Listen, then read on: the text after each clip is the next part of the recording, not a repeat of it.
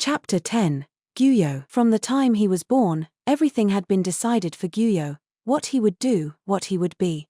As the emperor's only son, that was the position he had been given. There was always someone watching him, very rarely could he do what he pleased. The closest he came to freedom was when he was playing with his milk siblings. It's time to eat, Gao Shiren informed him, marking an end to administrative business and the constant sitting it involved. Gao Shiren, a milk sibling 2 years older than Gyuyo, had been temporarily assigned to Zuigetsu. Really, Gyuyo had been told, it should have been not Gao Shiren but some other member of the Ma clan assigned to Zuigetsu.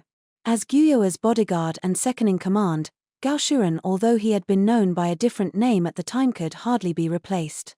But in Gyuyo's mind, that was all the more reason he should look after Zuigetsu. For lunch, Gyuyo was served kanji that didn't appear to have a single grain of rice in it, and soup with no actual solid ingredients. His meals had been this way for more than 2 weeks now, and he'd lost a fair amount of weight. His cheeks were starting to become sunken, a fact he concealed with special whitening powder that Gao Shiren made for him. There was also another meal too, separate from the kanji. If they only brought him a sick man's food, there were those who might guess, well, that he was sick. For that reason, Gao Shiren also brought him an ordinary meal. Take this before you eat, sir. Must I? I'm afraid you must. Gao Shiren handed Gyuyo some medicine with a uniquely acrid smell. Initially they had mixed it with fruit juice or honey to soften the taste, but although this diluted the flavor, it increased the amount that Gyuyo had to drink, so he had asked them to stop. He drank down the medicine, then stuck his spoon into the glue-like kanji. It was suffused with flavors of salt and meat. In some other form, it might have tasted a little better. After about 3 bites, Gyuyo put down his spoon. Does it hurt, sir? Do you even have to ask? His chronic stomach pain had been getting gradually worse. Sometimes he felt nauseous or got low-grade fevers. He'd experienced this pain before, and had assumed the same treatment would do the trick, but there was no sign of the condition improving. What are the physicians doing? He demanded. My sincere apologies, sir, Gao Shiren said. They're not lying about my illness, are they? The possibility seems remote, sir. Gyuyo knew there was no point in lashing out at Gao Shiren. If he didn't release his feelings on someone, though, there was a risk that they would escape him in public. There were only so many people around whom Gyuyo could be vulnerable, and Gao Shiren was one of them. He leaned on Gao Shiren's good grace, just as Zuigetsu did. Even among the members of the Ma clan, Gyuyo thought, Gao Shiren was particularly well put together. The scene was interrupted by the sound of footsteps, and then there was a voice on the other side of the door. You can't come in, Gao Shiren answered. His Majesty is taking his meal. I certainly can. Do you know who I am? Gyuyo did indeed know who it was, even through a closed door, and dejection overtook him. Gao Shiren swiftly hid the half-eaten kanji and replaced it with the ordinary meal. In came a group centered around a man roughly 50 years old. He was tall and thin, and looked young despite his age, a gift of his bloodline, perhaps. You must pardon my rudeness in interrupting your meal, the man said. He approached with an unctuous smile, but Gao Shiren positioned himself between Gyuyo and the newcomer. Gyuyo's bodyguards were likewise keeping a watchful eye from just outside the room. If you knew it was rude, then let me suggest you shouldn't have come, Gyuyo replied. Ha ha ha. Your words are harsh, sire.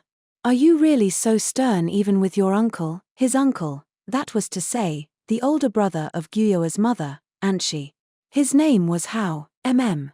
So you propose that because you are my uncle, you can interrupt my lunch? Gyuyo said, stabbing a piece of cubed meat with his chopsticks. Heavens, sire, perish the thought. Hao waved his hands emphatically in a gesture of dismissal, but showed no sign of actually leaving the room. Anshi herself was not terribly ambitious, but her family was another matter. Maternal relatives they may have been, but they were almost sickeningly covetous. They had sent Anshi into the rear palace to ingratiate themselves with the former emperor, who had been solely interested in very young girls. Just as they had hoped, she became pregnant with Gyuyo, and a member of their family had been first empress, and now Empress Dowager. The Empress regnant Gyuyo's grandmother and the former Empress Dowager had been alert to that ambition.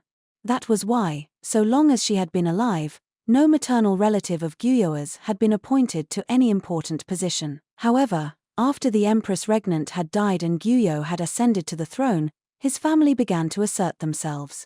Anshi's father was long dead, but her older half-brother had no qualms about throwing his weight around. There was no one at court who could take a firm hand with them. They were the Empress family, after all. And they had only grown more arrogant after the destruction of the Shu clan. Part of the reason Gyuyo was intent on raising up the Gyoku clan was to counterbalance Hao and his kin. It might have looked like a nasty move, but he had no choice. He had to avoid being politically dominated by his own subjects. As for Anshi, she didn't have very fond feelings for her half-brother. Neither did Gyuyo, but it wasn't good for him to show that outwardly. The slightest display of displeasure on his part could send any number of heads rolling. Surely you could have a more pleasant meal than this, Hao said, eyeing Gyuyo's food. If there had been nothing there but kanji and plain soup, Hao would certainly have suspected something was up. It would only mean more trouble making sure I had enough tasters, Gyuyo replied, forcing himself to put the bite of meat in his mouth. He raised his cup, and Gaoshiren obligingly filled it with wine. Of course, of course. One never knows when or where an attempt upon your exalted life might come. Particularly from, well, those Western folk are such barbarians, you know. They and all who share their blood. It was all too obvious what Hao was trying to say. He did not like the current crown prince. In terms of lineage, the crown prince was the grandson of Hao's younger half-sister Anshi, so Hao himself was the prince's great-uncle. However, the crown prince's mother was Gyokuyu. Hao might be a blood relation of the prince, but power would come to reside in the hands of the Gyoku clan. That alone had to be enough to make Hao sweat. Just when he thought the Empress regnant was finally out of the way and he could start wielding power, it turned out that his relative Anshi was passive, and then a clan that he despised as a bunch of Western barbarians received a name before he did. Hao had been giving roundabout hints that he wanted a name for a long time now, but Gyuyo had consistently ignored them. You may be my uncle, but I must ask you to refrain from offering your opinion on the crown prince or his bloodline. This is something I have already decided. Of course, sire, of course. My sincere apologies. What if I were to simply suggest that to me, it appears as if the crown prince has only thus far assumed his position? Hao's eyes narrowed. It made it look as if, behind his hands, which were clasped in front of him in a gesture of supplication, he was smiling. It was the same with consort Li Hua's first royal child. She gave birth to a little boy, and thus a crown prince. Li Hua is an upper consort. Is there some sort of problem? The emperor asked. Heavens, no. I merely can't help thinking. What if that child were alive today? That matter is finished. Gyuyo gave his cup a shake, watching the red liquid within it ripple but not drinking a drop. Yes, that was over long ago. It was widely believed that his child with Arduo was dead. For Hao, it would have been most convenient had that child been alive. If he could become a guardian for Arduo, who had no political backer of her own, he could continue to exercise his influence into the next generation. And, most unfortunately, that was what Gyuyo wanted as well. Oh, sire, I'm sure he would have grown into a fine young man. Much like Master Zuigetsu. Gyuyo only glowered silently at Hao, but then his vision was blocked. Hao made a choked sound, his eyes almost bulging out of his head. He found a sword inches from the tip of his nose. Who had put it there? Gaoshiren. He was ordinarily so put upon, taciturn, with a perpetual furrow in his brow, and meanwhile, people mocked him as a henpecked husband. Not to mention that thanks to Zuigetsu's selfish whim, he'd had to spend nearly 7 years pretending to be a eunuch. You could call this man a wimp to his face and he would hardly look fazed, but now he had a sword on Hao. What's the meaning of this? Hao demanded. His bodyguards had reacted immediately. This being the emperor's chamber, they were not permitted to wear swords, but they were still 3 imposing men. I would ask you the same question, Gaoshiren replied. What made you think that you could speak the Moon Prince's name and emerge unscathed? His gaze was even sharper than his sword, and likewise leveled directly at Hao. At this time there is only one person with the right to use that name, Gaoshiren continued. His Majesty himself. I don't think you know your place. I might even say you've arrogated to yourself what belongs to heaven, a serious crime. Gaoshiren was a particularly mellow man even among the members of the Ma clan. To see him moved to do what he was doing spoke to just how far Hao had overstepped himself.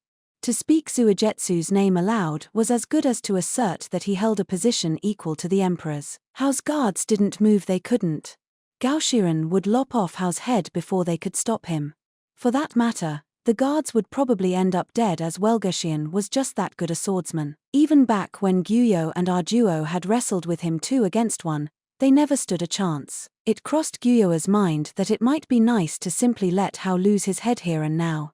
It would certainly be a load off his mind. But the cleanup would be such a headache. Not just the actual cleanup of the mess in the room. Guyo wanted to avoid weakening Anshi's family by eliminating Hao. Without the Shi clan, the balance of power at court was skewed. It wouldn't be a good idea to reduce the number of factions ever further. Guyo raised his hand, and Gao Shiren lowered his sword. Hao glared at Gao Shiren, his face absolutely pale. "What right do you have to assault me in this manner?" he exclaimed, spittle flying from his mouth. "None. I have no status," Gao Shiren replied, and it was true. Members of the Ma clan were never given official positions, and Gao Shiren was no exception. "However, I am the sword of the emperor. And I simply did what the emperor's sword ought. His right. No one said you could call Zuigetsu by his name. Only I may speak that name," Guyo said. Hao bit his lip. He was Guyo's maternal relative but not a member of the imperial family, and it was forbidden to speak the names of the highest members of royalty. For better or worse, Hao was a man who knew his limits. He had his sprinkling of ambition and his helping of foolishness, but no more. If he had also been a man of exceptional talents, that might have been a problem. It would have made him hard to handle. But the occasional act of idiocy on his part gave an opportunity to tug the reins and remind him who was the master. He would cling to his position as the emperor's relative, but he had no thoughts of taking over. He lacked the backbone to dream of putting the crown on his own head. "Let me ask you a question," Guyo said. "Do you think it advisable for you to stay here any longer after that display?" There was a beat, and then Hao answered, "My abject apologies, sire." His attitude had completely turned around. "I will visit you again, in all humility." With that, he left. Once his footsteps had completely vanished, Guyo rubbed his stomach. "Does it hurt, sir?" Gao Shiren asked. "Yes. And it got worse just now." The piece of pork he had eaten was coming back up, along with stomach acid. "What do you suppose Master Hao is thinking?" asked Gao Shiren. "Oh, I should think it's obvious. He wants me to restore Zui as crown prince." "I see, sir." All the sharpness had left Gao Shiren's gaze, and his voice was once more like it always was. "But you have no interest in doing so, do you?" Guyo paused, then said, "Mm." He set down his cup of wine, not clearly saying either yes or no.